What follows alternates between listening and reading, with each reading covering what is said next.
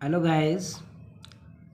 आज बेटा हम अग्निवीर परीक्षा के लिए कुछ क्वेश्चनों का कलेक्शन लेकर आए हैं और ये क्वेश्चन जितने भी क्वेश्चंस हैं वो सभी अग्निवीर परीक्षा के लिए काफ़ी महत्वपूर्ण होने वाले हैं। तो प्रत्येक वीडियो में हम 10-10 क्वेश्चंस का वीडियो बनाएंगे और ये 10-10 क्वेश्चंस में सबसे पहले आपके पास चांस होगा कि आप इन क्वेश्चनों का जवाब दें। फिर उसके बाद हम इन क्वेश्चनों का जवाब देंगे। तो हमारा पहला क्वेश्चन है बेटा, a source of unknown frequency produce 8 beats with a source of 250 hertz and 12 beats with a source of 270 hertz the frequency of unknown source is.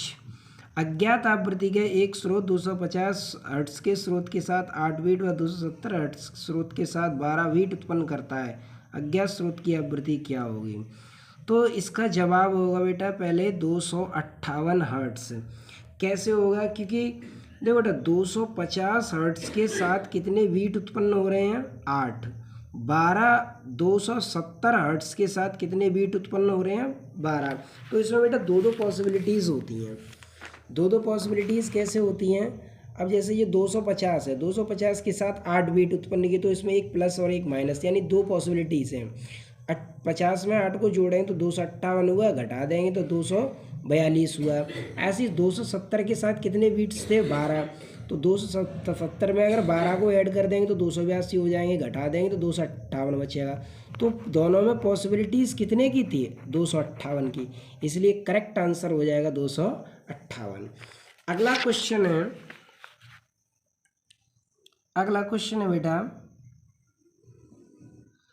अगला क्वेश्चन है, a drift velocity of free electron in a conductor is Vd। A drift velocity of free electron in a conductor is Vd when the current I flowing in it, if both the radius of conductor and the current are doubled, the drift velocity will be। एक चालक में electron का अनुगमन वेग Vd जबकि इसमें I धारा प्रवाहित हो रही है। चालक की त्रिज्या तथा उसमें बहने वाली धारा दोगुनी कर दी जाए तो अनुगमन वेग क्या हो जाएगा? तो बेटा जवाब दीजिए इसका।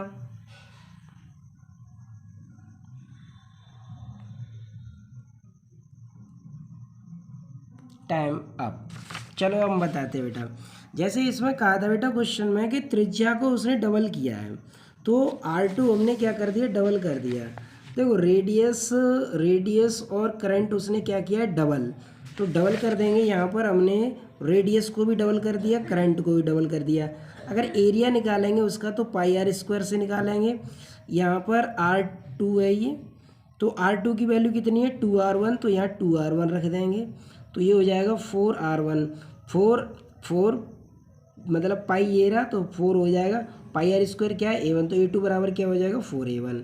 अब यहाँ पर फॉर्मूला लगाएंगे 2 बार I1/N A E1 इस सूत्र के द्वारा। ये जो कटा वो काट दिया हमने, तो I1 A2/A1 I2 बचा। अब A2 के स्थान पर लिख देंगे ये वाला वन 4A1, तो यहाँ 4A1 रख दिया बटे 2I1। I1 से I1 कट गया, A1 से A1 कट गया, तो VD2 बराबर VD1/2। तो इस तरीके से बेटा हमारा इसका ऑप्शन कौन सा सही हो जाएगा? तीसरा ऑप्शन करेक्ट हो जाएगा। अगला क्वेश्चन है बेटा हमारा इसी सीरीज में, गुप्त ऊष्मा का विमीय सूत्र क्या है? गुप्त ऊष्मा का विमीय सूत्र क्या है? तो बेटा ऑप्शन दिए हुए हैं, dimensional formula of latent heat. इसका ऑप्शन सही होगा बी, m0 L2 T-2, क्योंकि L बराबर क्या होता है बेटा? L बराबर होता है, लेटेंट हीट का फॉर्मूला L बराबर होता है Q/m। अब Q होती है ऊष्मा, ऊष्मा का विमा होता है mL2 T-2 और द्रव्यमान का होता है m से m कैंसिल हो जाएगा, तो इसे हम ऐसे लिखेंगे m पे पावर 0 L2T-2। तो इस तरीके से बेटा ये हमारा डायमेंशन निकला है। तो इसका ऑप्शन कौन सा सही हो जाएगा बेटा? सी ऑप्शन सही हो जाएगा। अगला है द्विपरमाणु गैस के लिए कौन सा रिलेशन सही होगा? तो बेटा ये आपको रिलेशन बताना है कि which one for diatomic gas के लिए रिलेशन कौन सा सही होगा। तो इसका रिलेशन सही होगा बेटा ये CV बराबर 5/2R। अब CV बराबर 5/2R कैसे होगा? क्योंकि यहाँ पर बेटा क्या होता है कि इसके लिए जो वैल्यू होती है इसकी, जैसे CV बराबर होता है 5/2R, क्योंकि इसका पूरा फॉर्मूला क्या होता है CY बराबर F/2 इंटू R। यहाँ पर F होती है डिग्रीज ऑफ फ्रीडम अर्थात स्वतंत्र कोटियों की संख्या, और द्विपरमाणु गैस के लिए F का मान कितना होता है? 5। तो द्विपरमाणु गैस के लिए जब F का मान 5 होता है तो इसलिए F बराबर हमने 5 रखा, तो CV बराबर हो गया 5/2। तो इसका आंसर कौन सा करेक्ट हो जाएगा? ये आंसर करेक्ट हो जाएगा। अगला है निम्न में से कौन समीकरण अप्रगामी तरंग को निरूपित करता है? तो which of the following expression represents a stationary waves? तो जवाब क्या होगा इसका?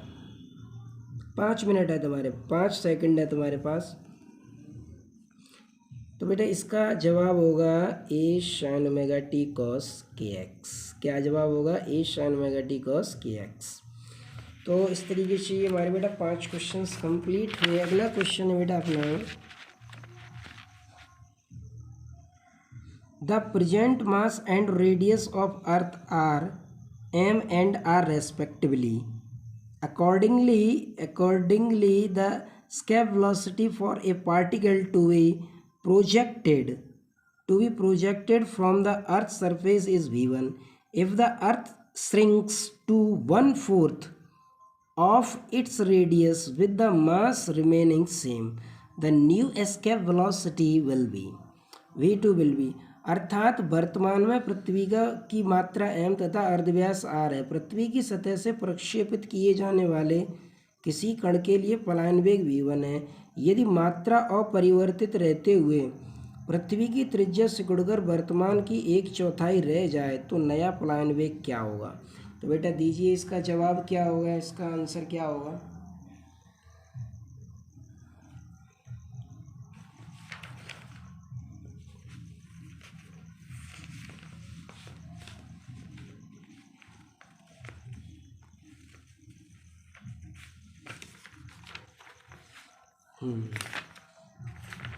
तो बेटा देखो अब हम बताते हैं इसका जवाब क्या होगा।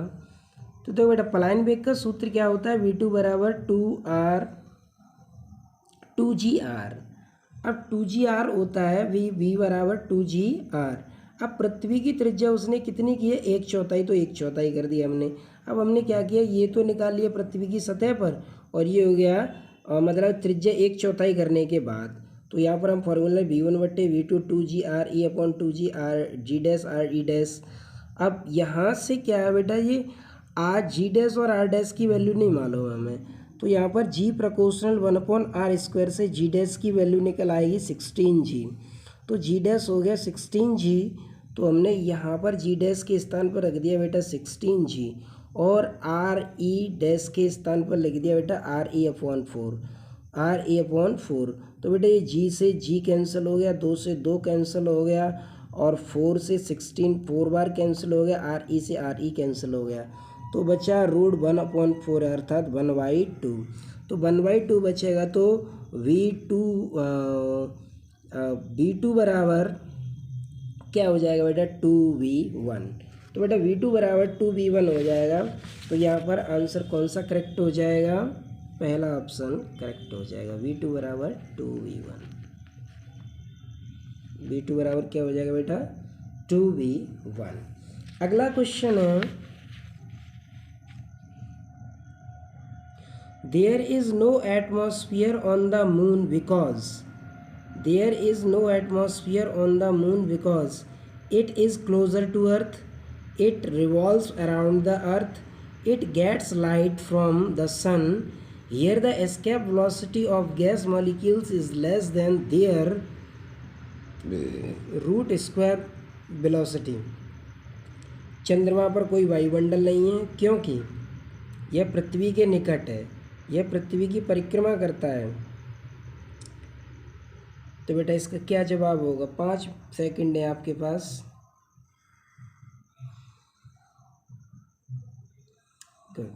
देखो इसका जवाब होगा बेटा ये, यही जवाब होगा बेटा इसका। अगला क्वेश्चन है बेटा अपना, निम्न में कौन सा प्रक्रम रुद्धोष्म नहीं हो सकता?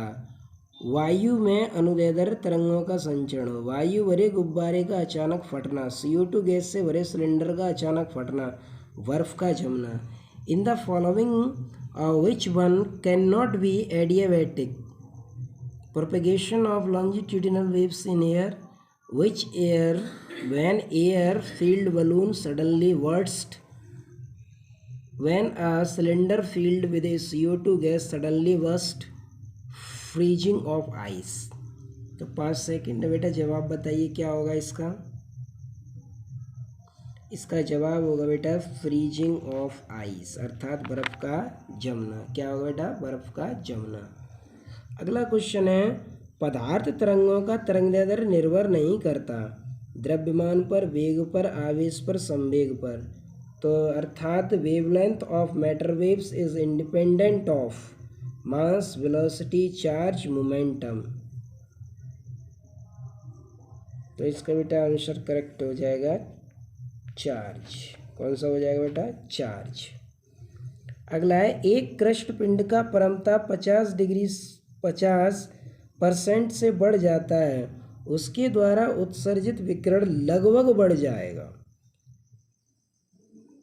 The absolute temperature of A black body increased by 50%, the amount of radiation emitted by the body will increase approximately by.